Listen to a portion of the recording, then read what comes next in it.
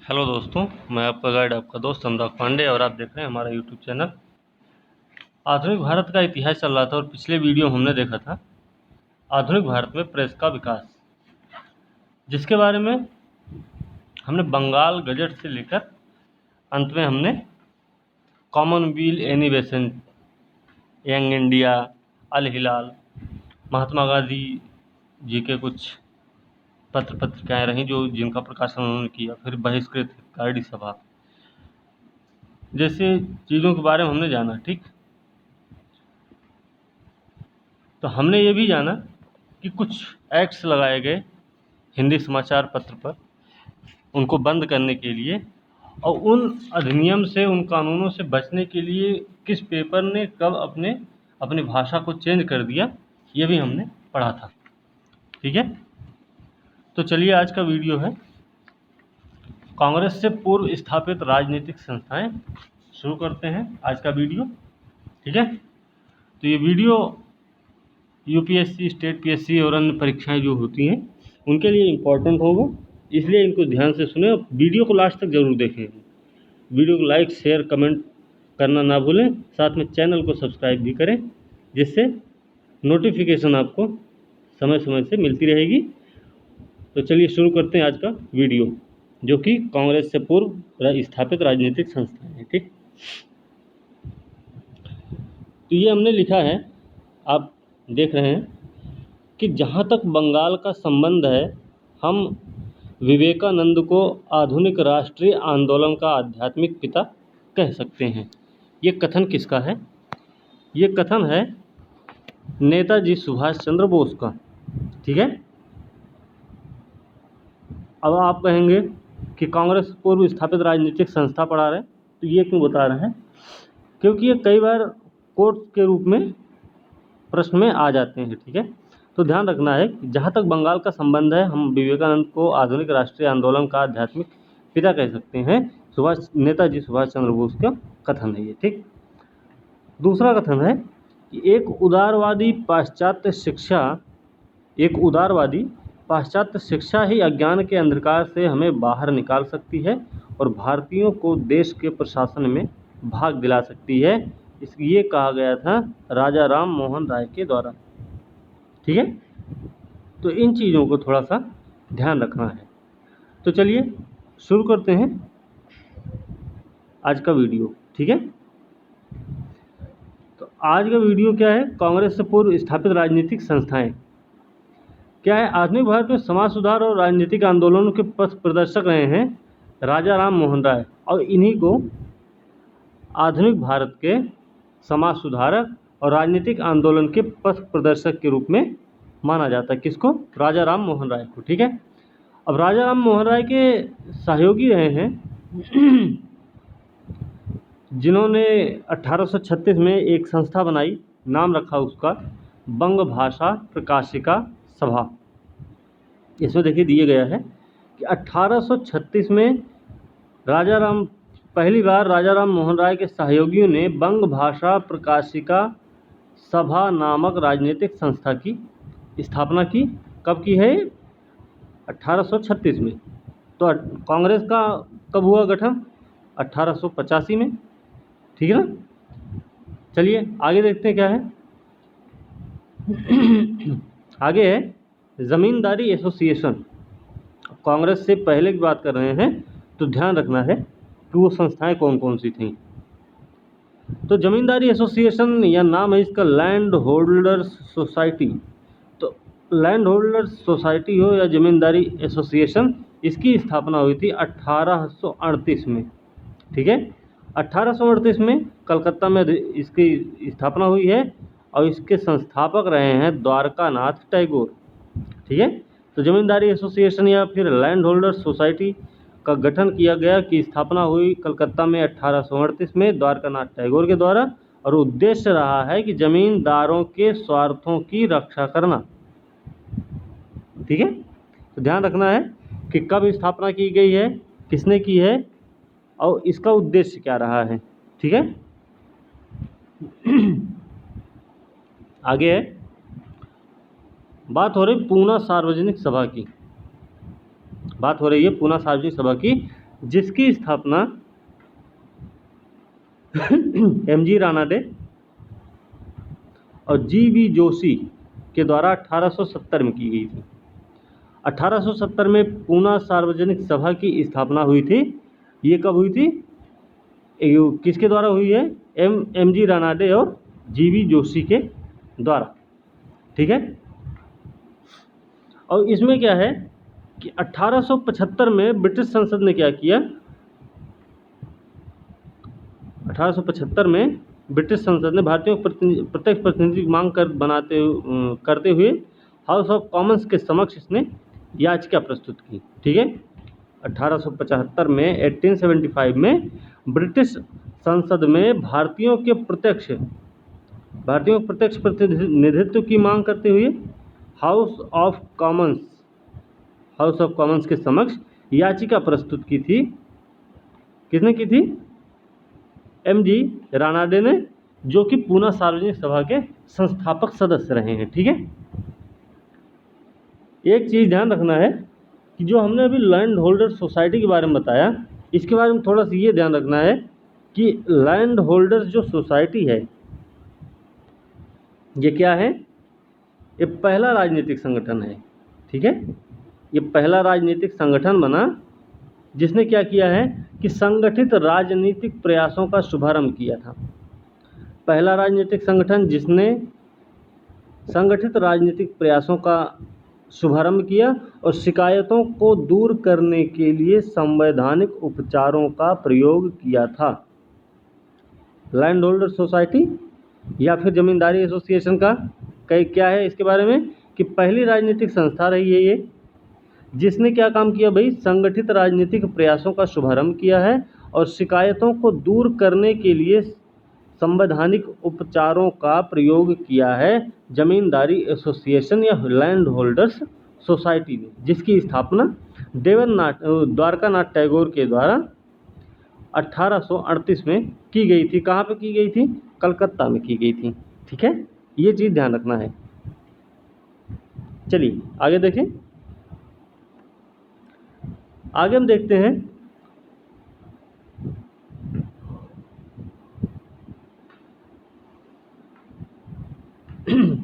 अगला है, हम पूना सार्वजनिक सभा के बारे में पढ़ रहे थे।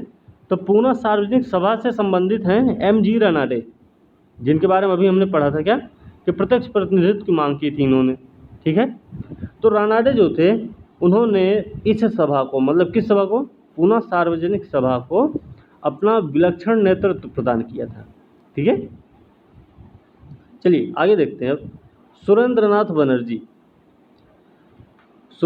बनर्जी ने आनंद मोहन बोस के सहयोग से, किसके सहयोग से? सुरेंद्रनाथ बनर्जी ने आनंद मोहन बोस के सहयोग से इंडियन एसोसिएशन या फिर भारत संघ की स्थापना कहाँ पे की है? कोलकाता में। किसने की है? सुरेंद्रनाथ बनर्जी ने। किसके सहयोग से? आनंद मोहन बोस के सहयोग से।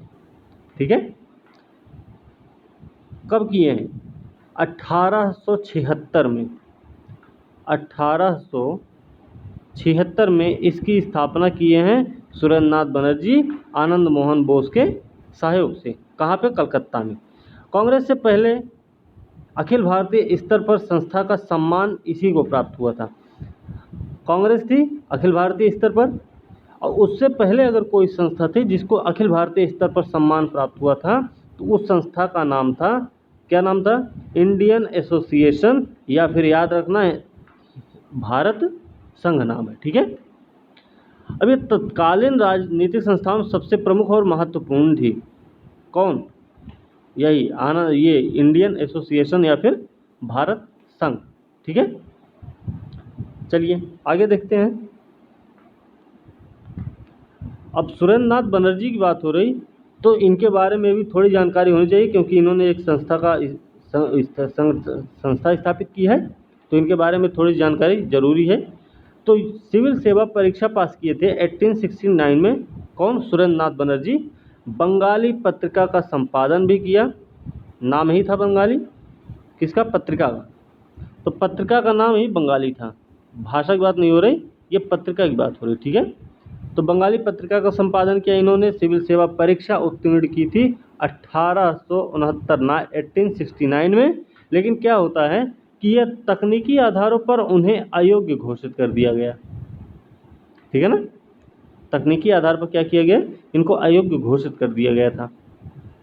चलिए, अच्छा, बंगाली पत्रिका को जो इन्होंने संपादन किया है या प्रकाशन किया, उसका मुख्य बिंदु क्या था? उसका मुख्य बिंदु था कि जन चेतना का प्रसार करना।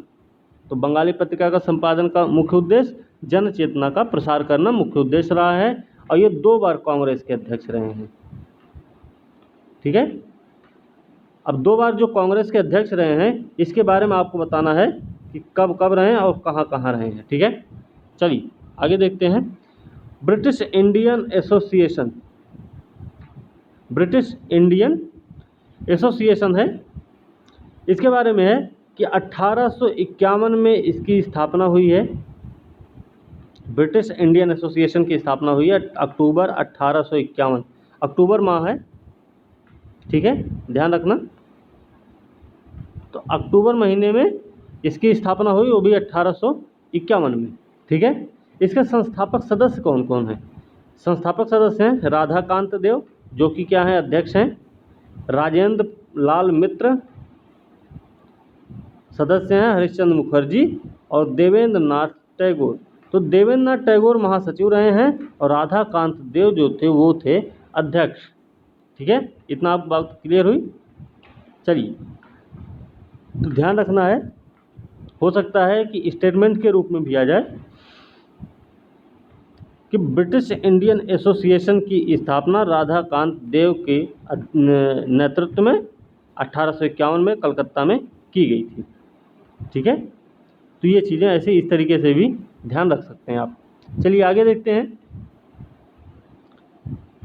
आगे है central Mohammedan national association, central Mohammedan national association. इसकी स्थापना हुई 1877 में, 1877 में इसकी स्थापना हुई है और इसके संस्थापक रहे हैं सैयद मीर अली, ठीक ना। सैयद मीर अली के द्वारा 1877 में सेंट्रल मोहम्मडन नेशनल एसोसिएशन की स्थापना की गई थी। कहाँ पे की गई थी? कलकत्ता में की गई थी, ठीक है। चलिए आगे देखते हैं। राजनारायण बोस के विचारों से प्रेरित होकर नव गोपाल मित्र, क्या नाम है इनका? नव गोपाल मित्र हैं। इन्होंने 1867 में मित्र मेला की स्थापना की, ठीक है। एक मित्र मेला इनकी है और एक हमने बताया था, कौन सी बताया था? अभिनव भारत संघ वाली, ठीक है, बीडी सावरकर, ध्यान रखना। तो ये मित्र मेला,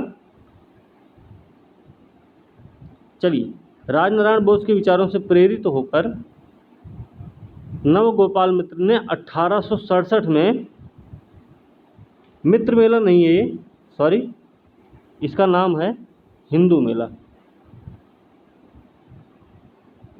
ठीक है, हिंदू मेला नाम है इसका, मित्र मेला नाम नहीं है। तो 1867 में नवगोपाल मित्र ने क्या किया? हिंदू मेला की स्थापना की, जिसका उद्देश्य क्या रहा है कि जनमानस में स्वायत्तता का भाव उत्पन्न करना और देशी उत्पादों को बढ़ावा देना। तो देशी उत्पादों को बढ़ावा देना और जनमानस में स्वायत्तता का भाव उत्पन्न करने के उद्देश्य से नवगोपाल मित्र ने राजनारायण बोस के विचारों से हिंदू मेला का गठन 1867 में किया था, ठीक है, बात क्लियर हुई। चलिए, Bengal British India society, Bengal British India society की स्थापना हुई है 1843 में। जॉर्ज थॉमसन है ये, जॉर्ज थॉमसन की अध्यक्षता में 1843 में बंगाल ब्रिटिश इंडिया सोसाइटी की स्थापना की गई थी, ठीक है। आगे भी है, और भी संस्थाएं रही हैं कांग्रेस से पहले की। अब उनके बारे में थोड़ा देख लेते हैं। उनके बारे में एक तो है बम्बई प्रेसिडेंसी एसोसिएशन, क्या है? Bombay presidency, Bombay presidency association. Bombay presidency association की स्थापना कब हो रही है? 1885 में। मतलब इधर कांग्रेस का उधर इसका हुआ होगा, या फिर पहले इसका फिर कांग्रेस, पहले इसी का हुआ था, कांग्रेस का बाद में हुआ। ठीक है, तो बम्बई प्रेसिडेंसी एसोसिएशन की स्थापना हुई 1885 में। फिरोज शाह मेहता, कौन, क्या क्या नाम है इनका? नाम है फिरोज शाह मेहता। फिरोज शाह मेहता हैं, के.टी. तैलंग हैं, के.टी. तैलंग हैं। इसके अलावा बदरुद्दीन तैयब जी, बदरुद्दीन तैयब जी हैं। इन तीनों लोगों ने मिलके, कौन कौन? फिरोज शाह मेहता, के.टी. तैलंग और बदरुद्दीन तैयब जी द्वारा तीनों लोग मिले और तीनों लोगों ने मिलकर बम्बई प्रेसिडेंसी एसोसिएशन की स्थापना 1885 में की। और याद रखना ये भी कि इन तीनों को बम्बई के त्रिमूर्ति के रूप में जाना जाता है। कौन, किसको किसको? फिरोज शाह मेहता, के.टी. तैलंग और बदरुद्दीन तैयब जी को। ठीक है, ये चीज़ें आपको ध्यान में रखनी चाहिए। तो ये है कि त्रिमूर्ति, बम्बई के त्रिमूर्ति के रूप में किसको जाना जाता है? फिरोज शाह मेहता को, के.टी. तैलंग को और बदरुद्दीन तैयब जी को। ठीक है, आगे अब देख ले या फिर अगली वीडियो कल। ठीक है, इसके आगे अब कल देखेंगे। और आज का वीडियो यहीं समाप्त करते हैं। ठीक है, अगली वीडियो कल मिलेंगे अब। और वीडियो अगर अच्छा लगा है तो लाइक शेयर कमेंट जरूर करें, साथ में चैनल को सब्सक्राइब करना ना भूलें और बेल आइकन को दबाएं, जिससे आपको नोटिफिकेशन टाइम टू टाइम मिलता रहेगा। और अगली वीडियो के साथ कल मिलेंगे, तब तक के लिए धन्यवाद।